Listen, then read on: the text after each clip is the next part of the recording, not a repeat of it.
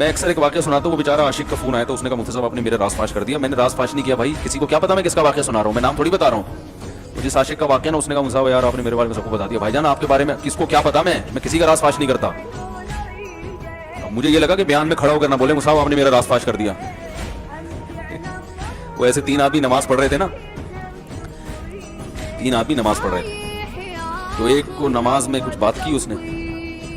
جب اس نے نماز میں بات کی تو دوسرے نے بولا بھائی جان باتیں کرنے سے نماز ٹوٹ جاتی ہے, باتیں کرنے سے نماز ٹوٹ جاتی ہے. تو تیسرا بولتا ہے الحمدللہ میں نے بات نہیں کی.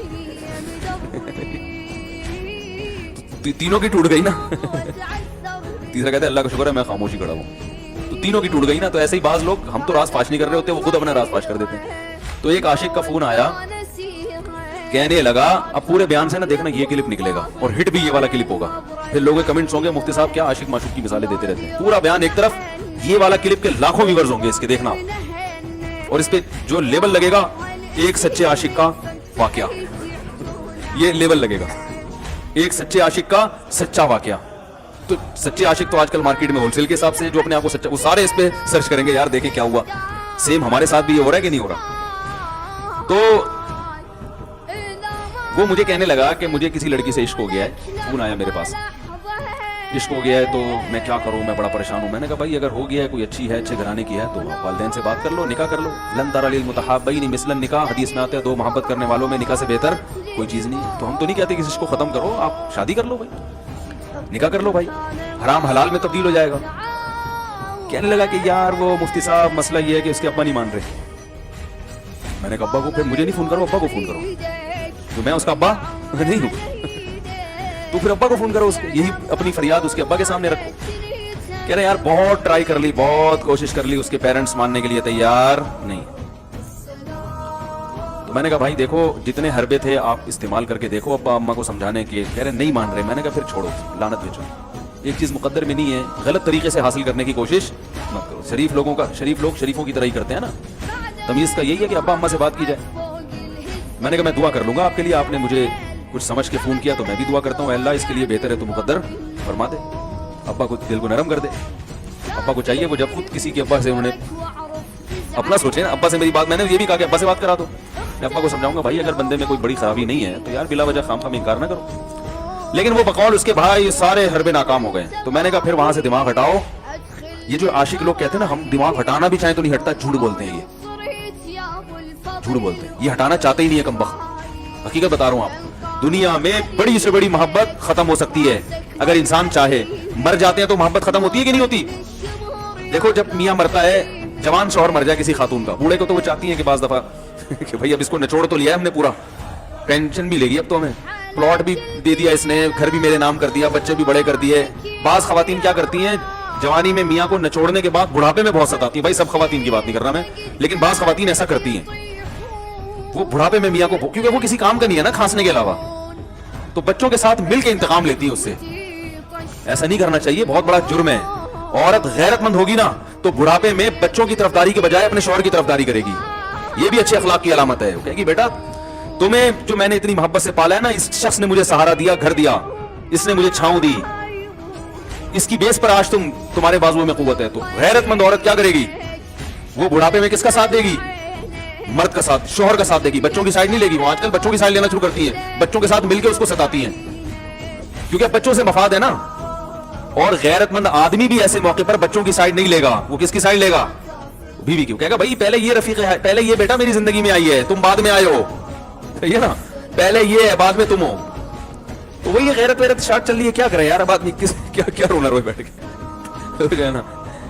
تو کیا بات کر رہا تھا میں, وہ عاشق کی مثال دے رہا تھا. تو اس نے مجھے کہا کہ مسئلہ, اس نے کہا کہ بھائی بات یہ ہے مفتی صاحب بس دعا کریں, وہ مجھے ہر قیمت پہ چاہیے. میں نے کہا بھائی بڑے سے بڑا غم انسان پہ, میں نے کہا مر, ہاں میں عورت کی مثال دے رہا تھا. میاں سے کتنی محبت جوانی میں اس کا انا للہ ہو گیا, کیسا روتی ہیں, ہائے یہ کیا ہو گیا, ہائے یہ ہو گیا, ہائے. بڑا دھچکا لگتا ہے بیچاری کو, جو صحیح محبت کرنے والی. ہمارے یہاں اللہ کا شکر ہے مشرقی عورتیں محبت ہی کرتی ہیں میاں سے, تو کیسا روتی ہیں, کتنا بڑا غم. تھوڑے دن کے بعد بول میں نے یہاں لوگوں کو دیکھا ہے, باپ کا انتقال ہو گیا, ٹینشن سے پاگل ہو رہے ہیں, تیسرے دن گیلیاں لگاتے پھر رہے, بھول گیا ابا کا. مایوس کر دینا جب انسان اپنے آپ کو. کبھی کہتے ہیں نا بچہ گم جائے یہ زیادہ خطرناک ہے, مر جائے یہ کم خطرناک ہے. क्यों? मरने के बाद उम्मीद खत्म, अब नहीं आएगा। घूमने वाले से उम्मीदें होती है शायद अब मिल जाए, शायद उसी टेंशन में जिंदगी गुजार देते हैं। तो आशिक को चाहिए माशूक के बारे में ये समझे कि ये मेरे लिए मर गया है, खत्म, उसका नंबर ब्लॉक, उसके बारे में सोचना खत्म। कुछ दिन तबीयत खराब रहेगी, उसके बाद इंशाल्लाह सेटिंग पे आ जाएगा। ये कमबख्त चाहते ही नहीं इलाज करना, बार बार उसकी तस्वीरें देखते रहेंगे, बार बार उससे बात करते रहेंगे, बार बार उसके बहाने बहाने से उसकी गली का चक्कर लगाएंगे और फिर उसी को समझाने के लिए फोन करते रहेंगे बार बार कि मैं तुमसे मोहब्बत खत्म कर रहा हूं, सुन लो। हकीकत है, ये भी होता है आशिकों के साथ। देखो आइंदा मुझसे बातचीत नहीं करना, क्योंकि मैं बस ये आखिरी कॉल थी मेरी। भाईजान जरूरत क्या है आपको ये बताने की भी आखिरी कॉल थी या पहली कॉल थी? ये आशिक लोग करते हैं, हकीकत बता रहा हूं। आपको खैर हो गया, मुफ्ती साहब कैसे बता हमारे बारे में? भाई हमने पूरी दुनिया देखी हुई है, दुनिया के हर आदमी से हम मिले हैं अल्हम्दुलिल्लाह, और हम भी इसी माहौल में पले बड़े हैं जिसमें आप पल बढ़ के जवान हुए हैं।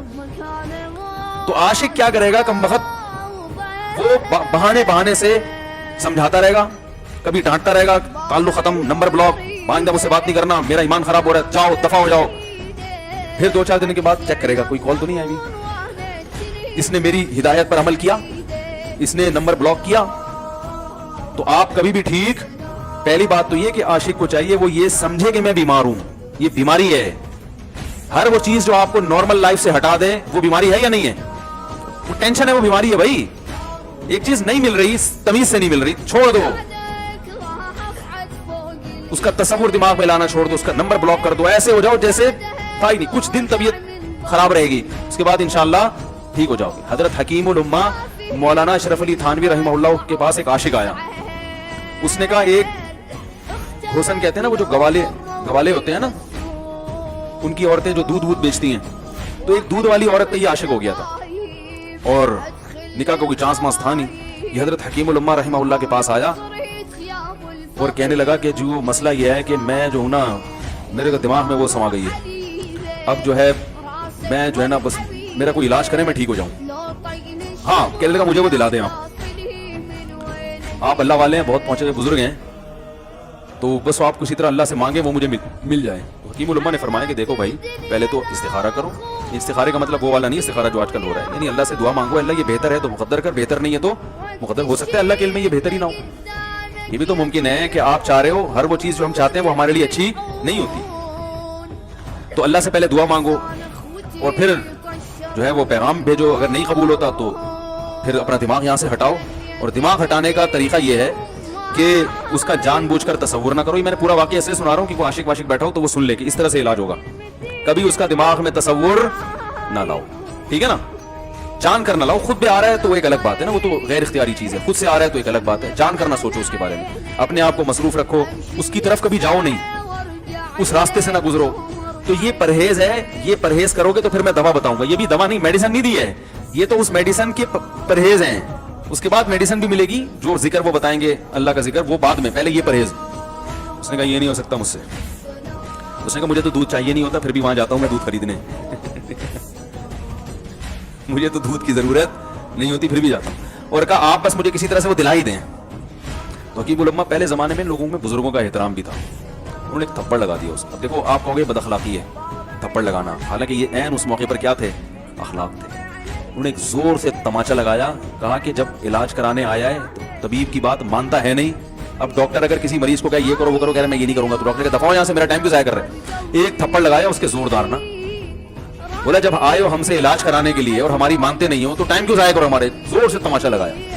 लोगों में सलाहियत थी पहले जमाने में। अगले दिन आया, कह रहा है आपके उस तमाचे के साथ ही मेरा इश्क खत्म तमाचा लगाए और इश्क खत्म। हकीमुल उम्मा को हकीमुल उम्मा इसलिए तो कहते थे, वो जानते थे किसका कैसे इलाज होगा। इसका इलाज तमीज से नहीं हो सकता, इसको ये है कि जबरदस्ती इसके कूले में इंजेक्शन ठोक दो। तो वही किया उन्होंने, तो लगाया जोर से थप्पड़ उसको।